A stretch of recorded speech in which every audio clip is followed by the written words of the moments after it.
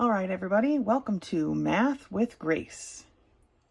For today's video, we're going to go through Relations and Functions, book 1204, lessons 1 through 3. Lesson 1 begins on page 2, and it's the circular functions. And we start out with a definition. It says that a unit circle is a circle whose radius is 1. Remember, the radius goes from the middle of the circle to the edge. So from here to here is 1. That is considered a unit circle, okay?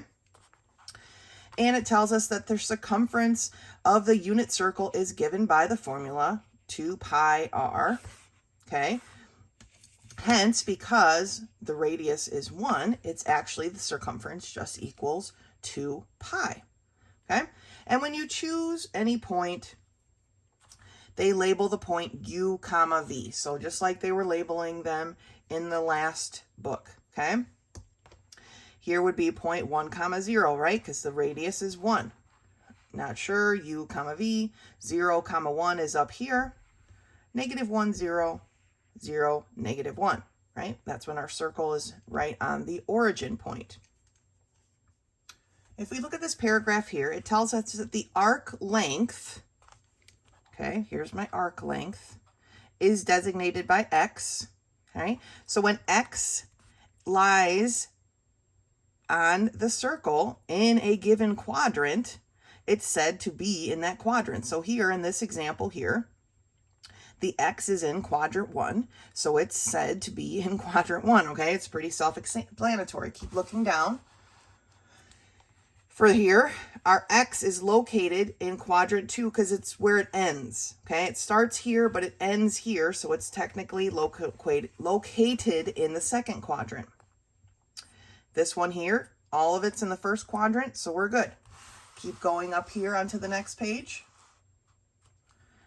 This one's a negative arc, right? A negative means we go in the opposite direction, and it lands negative x, okay, is in quadrant 3. And here we're going the correct counterclockwise way, but our point is in the 4th quadrant, so our arc is considered to be located in the 4th quadrant, okay? That's the first step in doing these problems. Now we have a definition here. It says if the circumference, so that's what they are representing every time they put this big C, right? So don't just read it as if C is the circle. It's the circumference, okay? So if the circumference is a circle with this equation, we've done circle equations in the past, and x is the distance along the circumference from this point, point 1 comma 0, to point t, whatever random point t is, then the cosine is equal to x comma u, right, is our point, because we went x distance comma u. The cosine is equal to the u. The sine of the x is equal to v. All right, so the point is u comma v, or cosine comma sine. Cosine is u, sine is v. Okay? So the book tells us that in a unit circle, the sine and cosine are referred to as circular functions. Okay, this is what we're talking about. The domain of the arc, which is, remember, the arc is represented by x, is the set of all arc lengths on the unit circle, right? Whatever the arc length is, that's our domain of x. The domain is the set of real numbers. All of these are real numbers here that go around our circle. Now, the values of x that terminate on the coordinate axis, and you might have noticed that over here on this circle, they already have them put on here.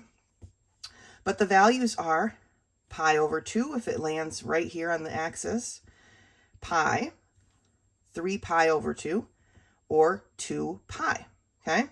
If it goes all the way around, it's gone 2 pi, one complete circumference, right? Because we said up here that our circumference was equal to 2 pi. So here are the examples. Pi over 4 lies between 0 and pi over 2. So pi over 4 is located in the first quadrant, okay? Am I on the screen? Here. 5 pi over 6 lies between pi over 2 and pi. Now you have to figure this out mathematically, okay? Comparing fractions have to have a lowest or a common denominator, right? So that's how we compare fractions. Hence, 5 pi over 6 is located in the second quadrant, okay? So using our ability to compare fractions, we need to figure out where we fall on the circle, okay? Let's turn the page. So looking at the top of page 4, we've got a bunch of problems here, and they want us to determine which quadrant these points lie in, okay? So I'm going to do it on this piece of paper over here because they don't give me a lot of room. But number 1.1 is the value pi over 6. So I traced a copy of that circle that was on the very first page of this lesson.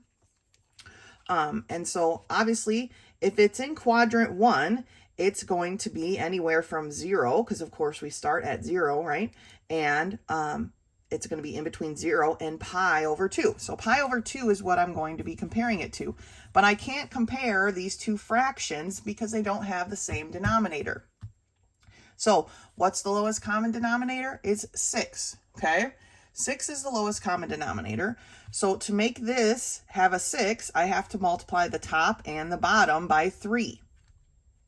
And that gives me 3 pi over 6. Okay, equivalent fraction, right? This would reduce back down to here if we needed to reduce. So pi over 6 is definitely less than 3 pi over 6, right? This is only 1 pi over 6. This is 3 pi's over 6. So this point is in the first quadrant. Okay, it's somewhere between 0 and 3 pi over 6. So now looking at number 2, we have 3 pi over 4. We're going to do the same thing. We're taking this pi over 2 to begin with, and we're going to change it now to have a 4. So we're multiplying the top and the bottom by 2, and we end up with 2 pi over 4. Well, 3 pi over 4 is greater than 2 pi over 4, so I know it has to be in the second quadrant. Now, the second quadrant goes from pi over 2 to pi. So pi, or basically pi over 1, we'd have to multiply the top and the bottom by 4, and we would get 4 pi over 4. 3 pi over 4 is less than 4 pi over 4, so this point falls in quadrant 2. All right, see how we're doing these? Let's do number 3. 5 pi over 6. Okay, well, here we knew that this 2 pi, which falls right here, was 3 pi over 6. Well, 5 pi over 6 is larger than that, right? So I'm not going to do that part of the math again. Instead, I'm going to take this pi over 1, this pi right here, and I'm going to multiply it by 6 and 6, which gives me 6 pi over 6. 5 pi over 6 is less than 6 pi over 6, so this point as well is in quadrant 2. Okay, let's do number 4. 2 pi over 3. All right, well, we haven't had an over 3 yet, so we're starting at the beginning. We have pi over 2 as our first stop, right here at the point 0, 1. To make these have a common denominator, here we have to manipulate both, right? The lowest common denominator here is going to be 6. So this one I'm going to be multiplying by 2, and this one I'm going to be multiplying by 3. And I end up with 4 pi over 6, and here I have 3 pi over 6, okay? This is larger than 3 pi over 6, which we already knew was going to be the answer, right? But we've already done an over 6 here, and we know it's less than this 6 pi over 6, so it falls into the second quadrant as well. All right, so here's how we do these. We just keep going on and on and on. I'm going to do one more. Number 5. 1.5. I still on my camera here. Is 7 pi, oh my gosh, over 4. Well, let's see. We know that pi over 2 changes to 2 pi over 4.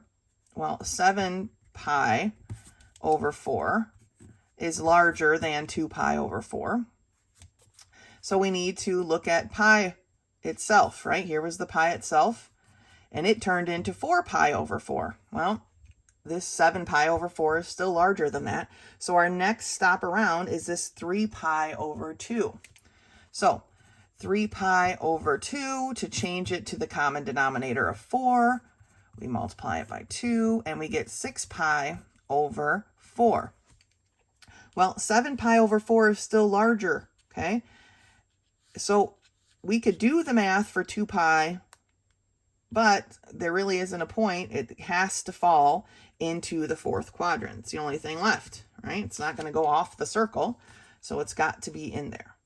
All right, so for the rest of these, you're just making each one into a common denominator, and you're comparing two fractions. Which one is larger? Is it larger or smaller? Where does it fall into these quadrants? Okay, so keep working through those on your own. And let's take a look at this next bit of information that they give us here. So they want to show us that the following diagrams show symmetry of the circumference with respect to the UV axis, okay? So what that's telling us is if on our coordinate plane, our point here is at UV, symmetry with that would be down here at U negative V, shows us this kind of symmetry, okay? But we can also have this point UV and have this kind of symmetry where it's completely, basically a semicircle or 180 degrees difference, right? So then we end up with negative U, negative V. Now here we have our arc is a negative x, but we're still at point U, comma, negative V. So to go across, remember we're passing, in this type of symmetry, we're passing through the origin point, okay? And so we went across, and this is basically, so how they're representing this is x, this arc, this is x plus pi. Remember, pi is half of the circle, because the whole circle is 2 pi. So x plus pi is halfway around. It's the one that cuts through the origin point. For this one, we had x, but the symmetry was just negative x. So this is the one where it's just like right next to each other, kind of, okay? Those are the two types of symmetry. Here is no difference. We had negative x, and this arc here is negative x minus pi, okay? Gives us that extra half a circle. So it says in the following example, determine the coordinates of x plus pi, or pi plus x, if x is the distance here. So here's my x. My x ends up at square root of 2 over 2, comma, square root of 2 over 2. X plus pi, halfway around, okay, I end up, if you think of the coordinate plane, they didn't draw it on this one, but we're going to end up at negative square root of 2 over 2, comma, negative square root of 2 over 2. That's this setup right here. If you start at a positive U, positive V, you're going to end up at a negative U, negative V. Okay? If you start with a positive U, negative V, you're going to end up with a negative U, positive V. Switched. So let's take a look down here at these problems. They want us to determine the coordinates of the points at the indicated distance on the circumference from point P. All right, so the first 4 problems here, we are at point 3, 5, 4, 5. They want to know what would the point be if it was pi plus x. Remember, pi plus x was this example, and we just made them negative. So the point is going to be negative 3 over 5, comma, negative 4 over 5. Okay? Well, what if the point is at negative x? This is this kind of circumference. Well, that's going to be at 3 over 5, comma, negative 4 over 5, right? Because we had u, comma, v, u, comma, negative v. Makes us symmetric with this axis, okay? What about this one? Pi minus x. Now for this one, they don't have this example up here, but the pi minus x allows us to drop in like this. This here was x and then a negative x, right? So this one that says it's pi minus x, so a positive pi, because remember this was a negative pi. Here is a positive pi minus x, makes us do it this way. Okay, here was a vertical connection or symmetry, right? This is a horizontal one, or I guess technically, yeah. This is from one side to the other. So if this is point u comma v, right? This here is negative u comma v. So this point is going to be at negative 3 over 5, comma 4 over 5. Right? That's the one example they don't give up here. So go ahead and make sure you write that in. And then the final one down here is x, which is, this is where our point x ends, okay? And then it's 2 pi. Remember, 2 pi is the whole thing around. If it goes all the way around, it's just ending up right back where it started. So it's 3 comma 5 over, or 3 over 5 comma 4 over 5, okay? 2 pi is a whole circumference, comes all the way back around. All right, so go ahead and work on problem number 12, and that's it for lesson 1. Good job. Lesson 2 begins on page 6, and it's circular functions of special angles. And here what we're going to be learning about is radians. So the radian form of the angle is used more frequently than the degree form. For example, all of those things that we were just working with, this pi over 2, pi, 3 pi over 2, those were the radian forms. They hadn't told us that yet, but that's what that was. So the sine of 30 degrees is written as the sine of pi over 6, since 30 degrees is equivalent to pi over 6 radians. Hence, the sine of pi over 6 equals 1/2. Basically, what we take is the measure of the angle times pi over 180.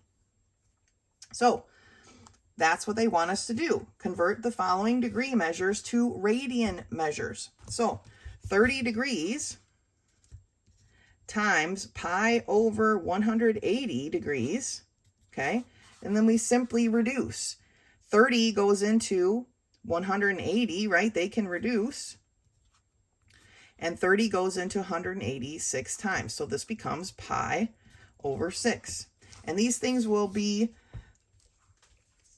not necessary, but important to keep in mind as we move forward, these numbers, because in the lesson just before this, right, they wanted to know where pi over 6 fell on the coordinate, right? Well, we now know that pi over 6 is 30 degrees. So if we had known that, it would have made it a lot easier, right? So 45 degrees, we take 45 times pi over 180, okay? And these actually reduce as well. 45 goes into 45 one time, and it goes into 180, sorry, 4 times. And so this becomes pi over 4. All right? 60 degrees times pi over 180. All right, what is that? Well, 60 goes into 60 once, it goes into 183 times, and so it becomes pi over 3. Let's do some that are a little bit tougher, okay? Let's look at number 9 together. That's 240 times pi over 180, okay? Obviously, it doesn't quite reduce the same way, right? But they do have a common factor. It's 240 or 24. If you look at it as 24 and 18, it makes it a little bit easier. Their common factor is 6, right? So 60 goes into 240 4 times, and 60 goes into 180 3 times, and so we end up with 4 pi over 3. Okay, do not put decimals here, people.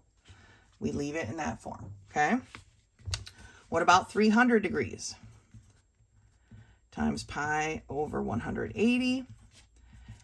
Do they have, does 30 and 80 have a common factor? Well, it's still 60, right? 60 goes into 30 5 times, and 60 goes into 180 3 times, and so we end up with 5 pi over 3.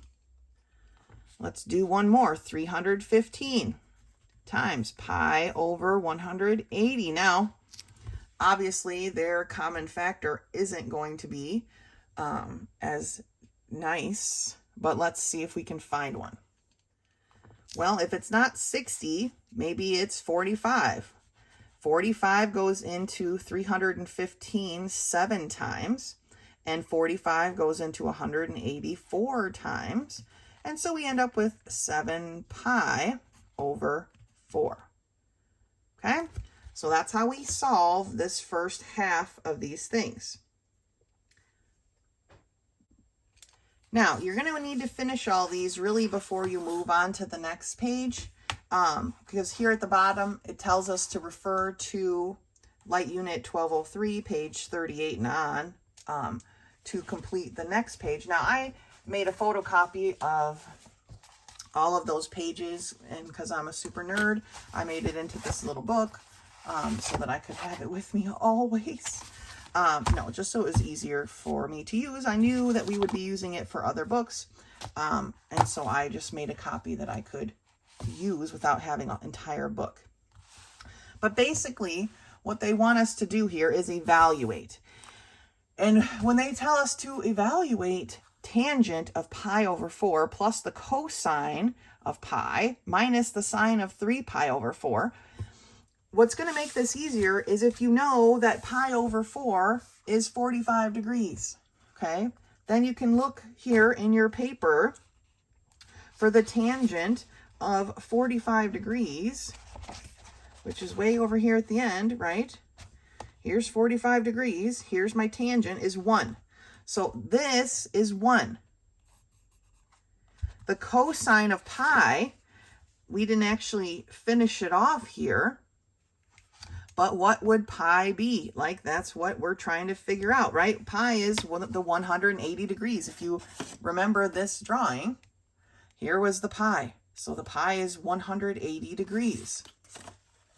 So what's the cosine of 180 degrees?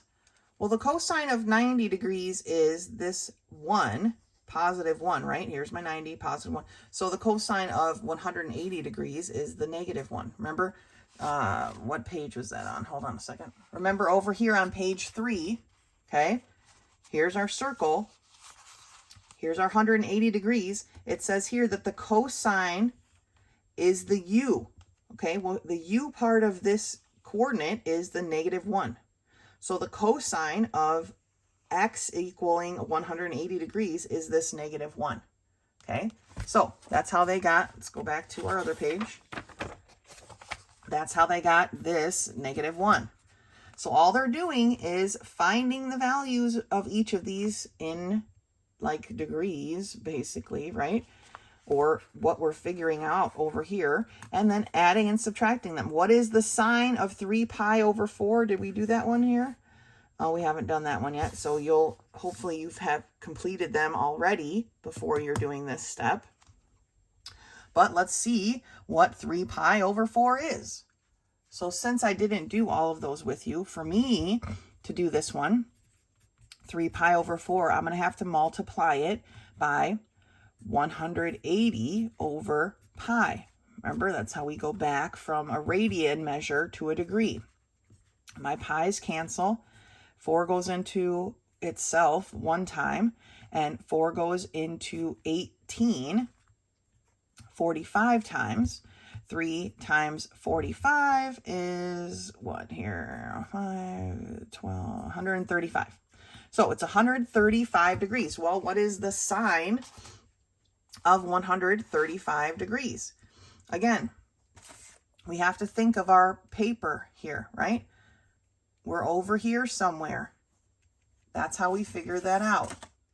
So we would basically take this 135, subtract the 90, right? So that we could be starting fresh. It's 45 degrees. The sine of 45 degrees is this square root of 2 over 2, okay? Now you could find the decimal equivalent here, but apparently they want us to keep it in fractional form. And then they just did the solution, right? 1 minus 1 is 0. Minus the square root of 2 over 2 is a negative square root of 2 over 2. So that's all they're asking us to do. So for this one, it's the sine of pi over 6 Okay, we know that pi over 6 over here from this problem, I'll try to make sure I get what we can here, is 30 degrees. So what is the sine of 30 degrees? Some of these things we have to try to remember from the past just to make it easier. The sine of 30 degrees is 1/2. If we looked it up on here,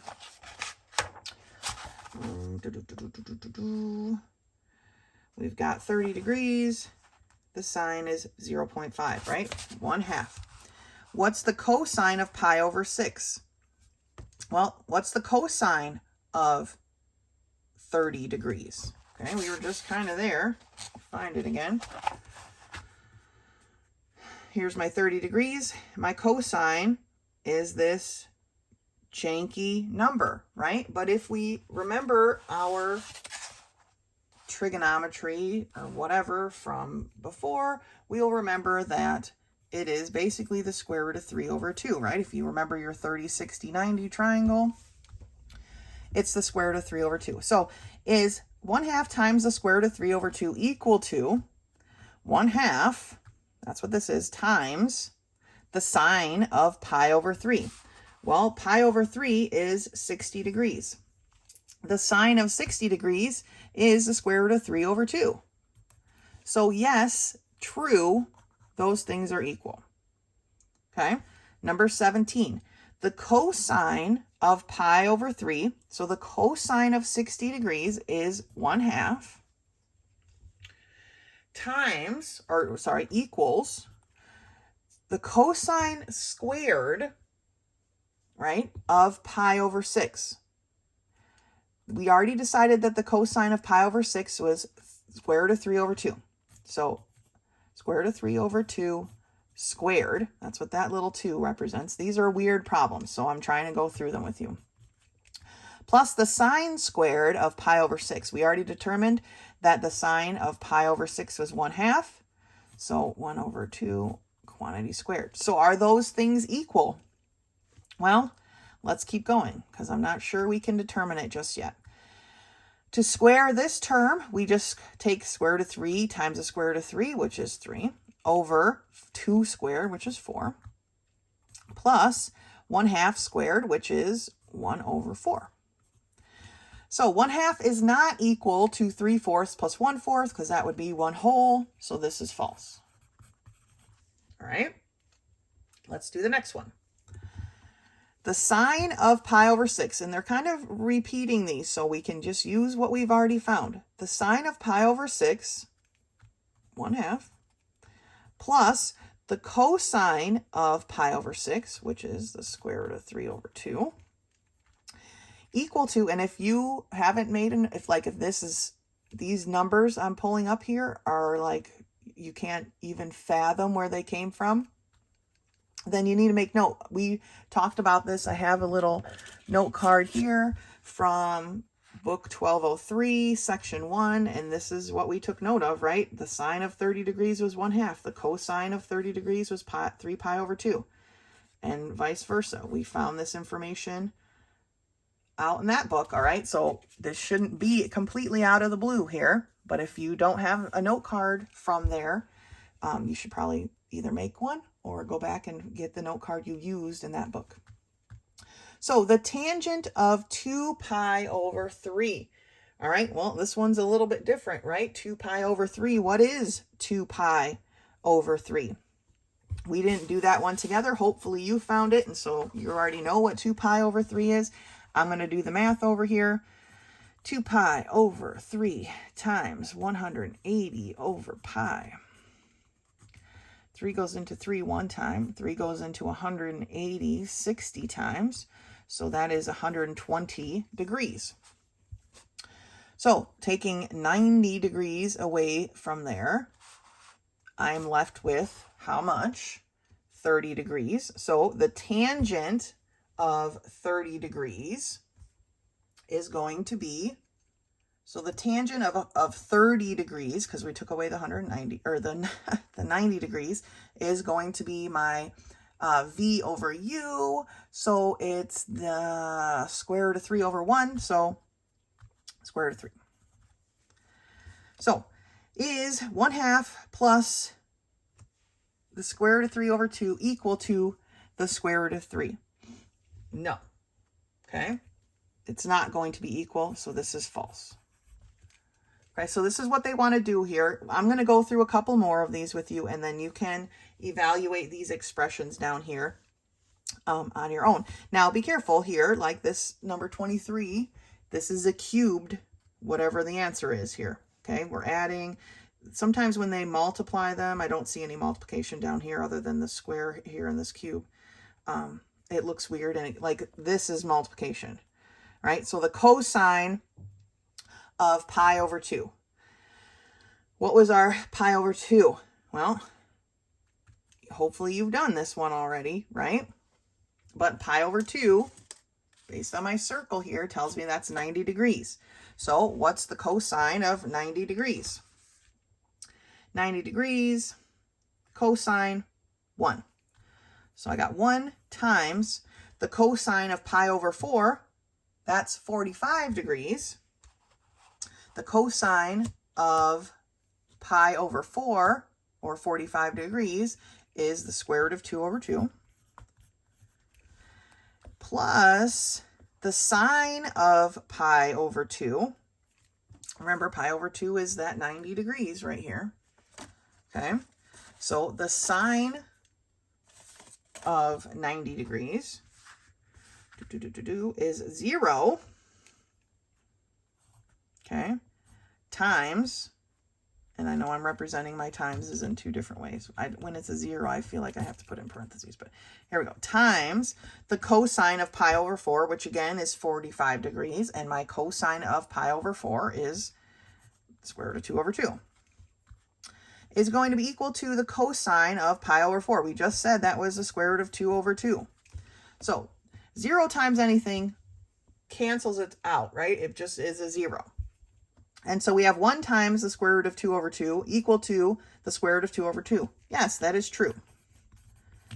Okay. Last one. The sine of 0 degrees, and you can see from right here, 0 degrees, the sine is 0, plus the cosine of 360 degrees. Well, guess what? The cosine of 360 degrees would still be the cosine of 0 because they end up at the same point. So the cosine of that is 1. And that's going to be equal to the tangent of 3 pi over 4. So let's see, 3 pi, and hopefully you've done all those already. You already know what this is, but 3 pi over 4 is 180 over pi. Cancel, cancel. 145. Oh, I guess I did it up there already. 135 degrees. The tangent of 135 degrees is basically the tangent of 45 degrees, which is u over v. So it's square root of 2 over the square root of 2, or 1. So is 0 plus 1 equal to 1? Yes. True. Okay. Now down here, it's not a true or false, okay, so much as it is actually evaluate it and give the answer. Okay, because obviously we don't have any equal signs here.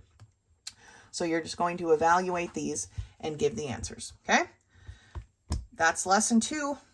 Good job, guys.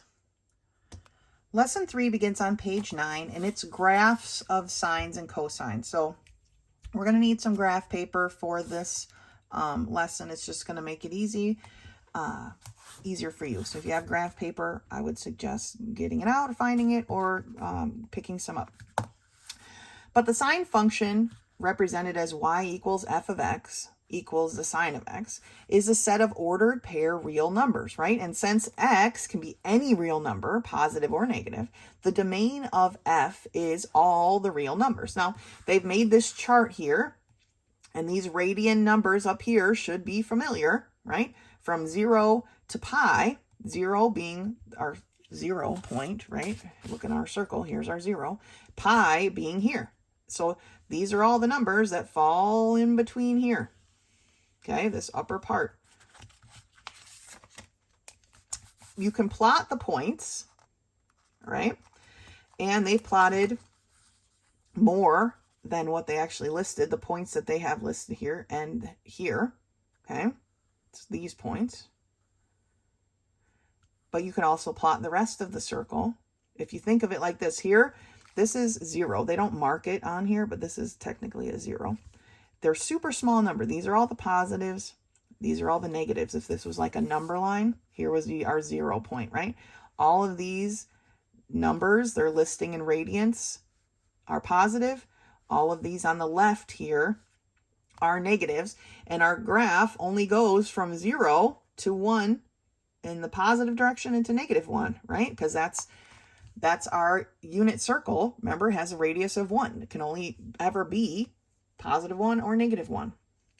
But if you look at the graph here of this sine, they say, oh, connecting the points in a smooth curve results in the sine curve, or the sine wave, or sinusoid curve, okay? But if you look at it, it's the top part of a circle and the bottom part of a circle. The top part of a circle, the bottom part of the circle, okay? It's just kind of unfolded.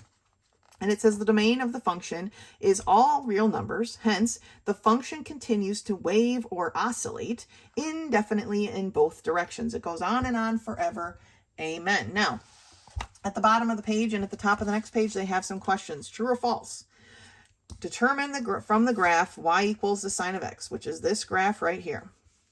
The domain of y equals the sine of x is the set of real numbers. True. Okay, we just read that up here. All real numbers. Okay. Number 2, the range of y equals the sine of x is -1 has to be less than or equal to y, which has to be less than or equal to +1. That is also true. Okay, let's turn the page. The period, or a complete cycle or revolution, is 2 pi units. Yeah, we talked about that in the last section, right? One time round the circle, the circumference was 2 pi. True. As x increases from 0 to pi over 2, the y equals the sine of x is an increasing function. That is true. If you think of the chart on the other page, right? It went up like this. As x increases from pi to 3 pi over 2, the y equals the sine of x is a decreasing function, right? Because we're on the bottom. The wave makes the actual shape of this circle. It's just kind of split in half, right? If you were to break this in half and turn it over like that, right? So this is also true. I want to do those with you because they are all true. And I know when some people do true or false questions and they have all of the same answer over and over, they get a little freaked out. So they're all true. All of those answers are true. Now, keep looking here. It says these examples will show the graphs of y equals the sine of x with different domains. So now we're blocking it down to a section rather than going on and on forever. Amen. Here we want between pi and 2 pi. So we just want this section, right? Between pi and 2 pi. So it should look like a bowl, right? Here they want between -pi and pi. So because it's between -pi and pi, it's a whole revolution. It's just here we're starting in the negative portion, this being our 0. Remember, when we do the sine, where our 0 is here, we're always going up to the right and down to the left. Okay, always when we're talking about sine.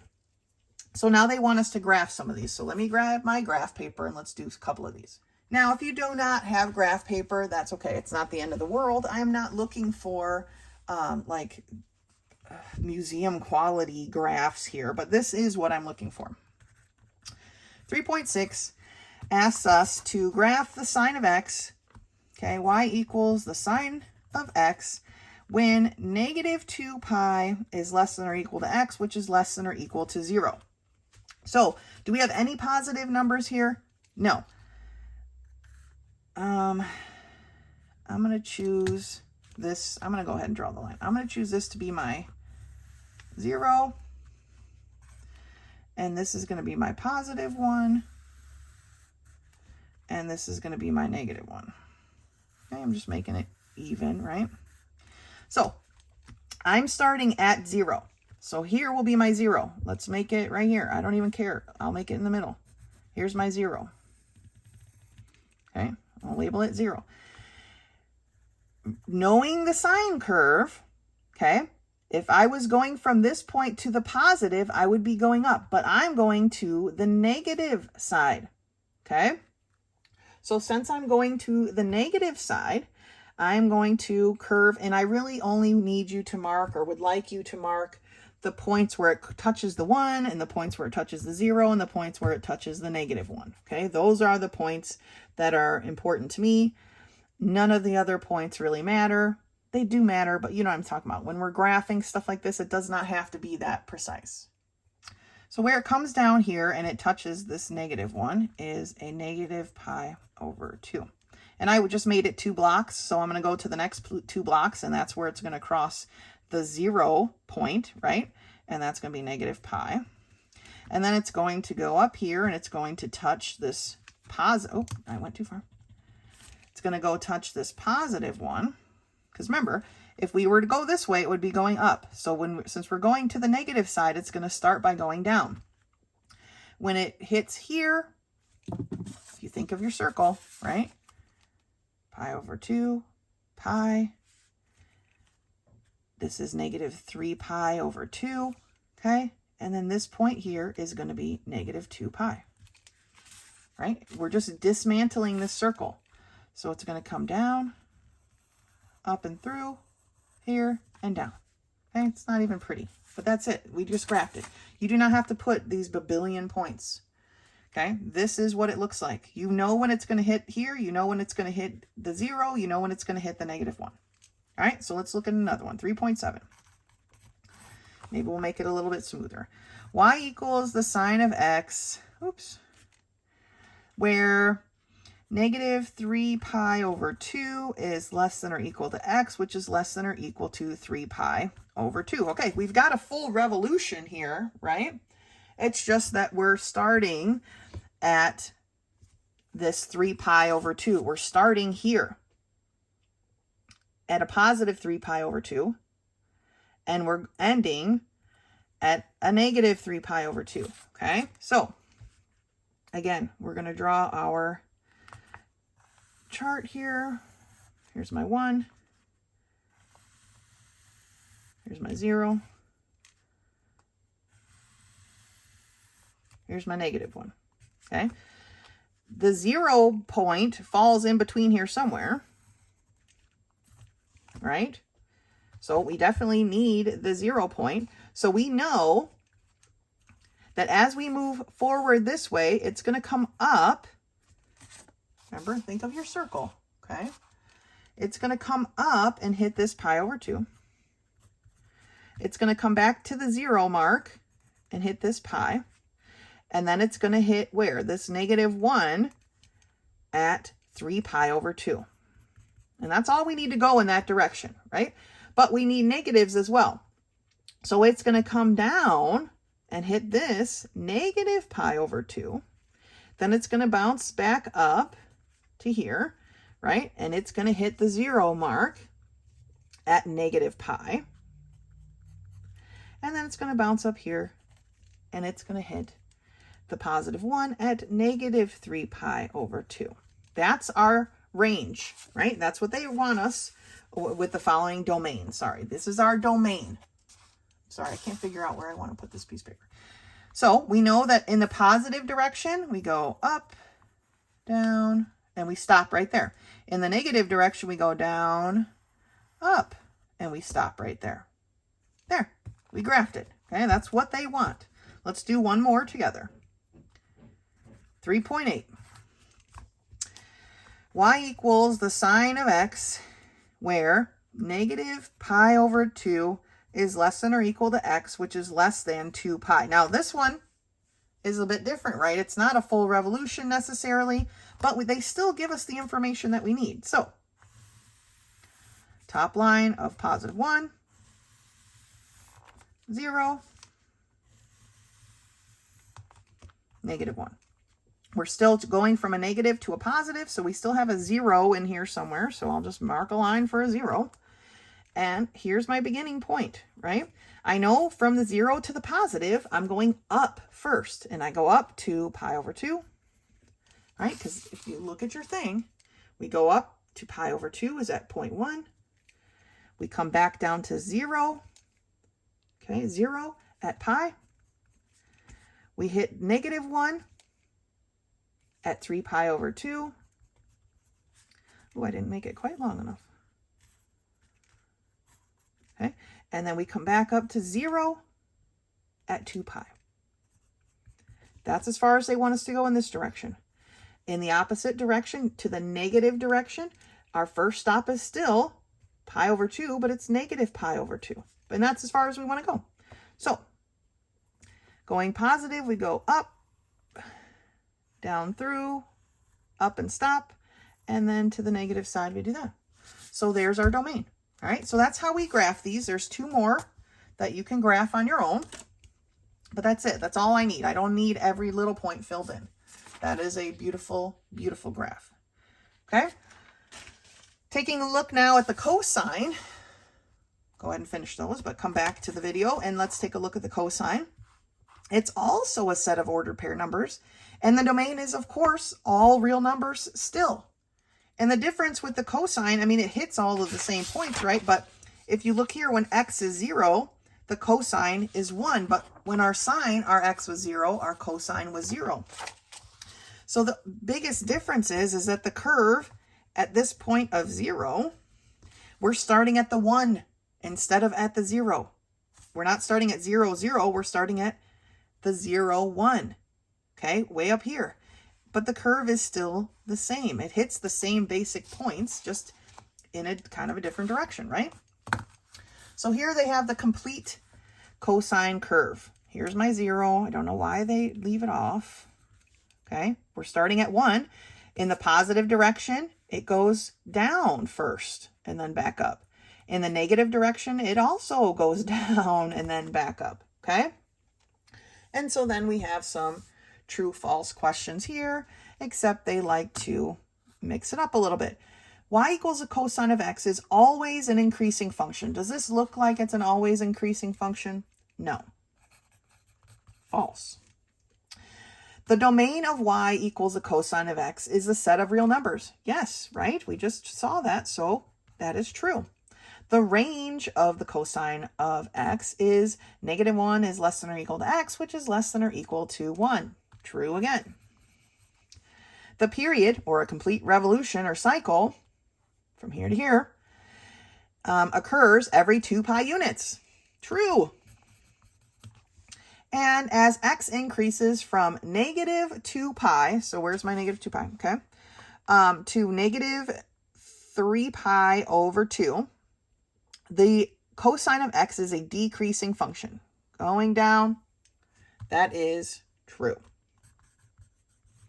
Okay, so here's some examples of a graph, again, with certain domains, but let's take a look at graph a couple of these. I'm going to move my page over, grab my graph paper again, and let's do a couple of these. So 316, all right, is y equals the cosine of x, where -2 pi is less than or equal to x, which is less than or equal to 0. Okay, we're going to set this up the same. Here's my positive 1. Here's my 0. Here's my -1. Okay, I need a 0 point. I'm going to mark it over here because we're basically dealing with the negative side of things. Okay, so here's my 0. Here's my 0, 0 right here. So where am I at on a cosine when I'm at 0.00? Pull this back over here. You can see the original, right? When I'm at 0, 0, it's at a 1. So I know that at this point, 0, 0, that there's a 1, that I'm going to be at the 1. I'm up here. Now, what is it as we move over? Well, remember, I have to go down, so this is going to be -pi over 2. And then I keep going down and I hit here, which is negative pi, right? Then I'm going to go back up here and I'm going to have negative 3 pi over 2. And then I'm going to hit up here at negative 2 pi. Okay, same 4 points that we're graphing in the last set of graphs, except now we're starting at 1 and we're ending at 1. Okay, this could have had a little bit more curve in it right here, but you get the point. Okay, so that's that chunk of graph right there. Kind of looks like a bowl, right? 317 is, hopefully you can see it. If not, you should have your book anyway. Y equals the cosine of x, where negative 3 pi over 2 is less than or equal to x, which is less than or equal to 3 pi over 2. So we have a full revolution here, right? We can see that. But let's get our graph signed up. We've got 1. We've got a 0. We've got a negative 1, okay? Obviously, our 0 falls somewhere in the middle-ish, so let's mark my 0 here. I didn't quite hit the middle point, but that's okay. I know I'm going to start here, right? When I'm at 0, 0, I start at 1. So I know I'm starting here, so the next place, it's going to drop down here to pi over 2, and it's going to drop down here to pi, and then it's going to bounce back up over here to 3 pi over 2, and here is my 2 pi. Now, that's further than I needed to go. That's fine. It's going to drop going this way, though, too, so here is negative pi over 2. Here is negative pi. Bounce back up to a negative 3 pi over 2. And I don't need to go any further, but if I kept going, I would have negative 2 pi here. Okay? Now, they only want the domain of in between here, so going positive first, I'm going to drop down, hit down there, bounce back up. Oh, 3 pi over 2, as far as I need to go. I'm going to go down, hit down here, and bounce back up. Boom. So that's the graph that I needed for that. Okay? So when we're doing the cosine, I'm not going to do any more with you. You can graph the rest. Remember, with the 0, 0 mark, we start at 1 instead of starting at the actual 0, 0. Okay? That's the only difference between sine and cosine. We're hitting all the same markers. We're just doing them in a little bit different order. Not different order, sorry, but the swoop is different, right? Here we would have gone up. Here we're going down. If you put a sine wave over a cosine wave, it's this cool, like, DNA kind of looking thing. Okay? So that's it for lesson 3, graphing.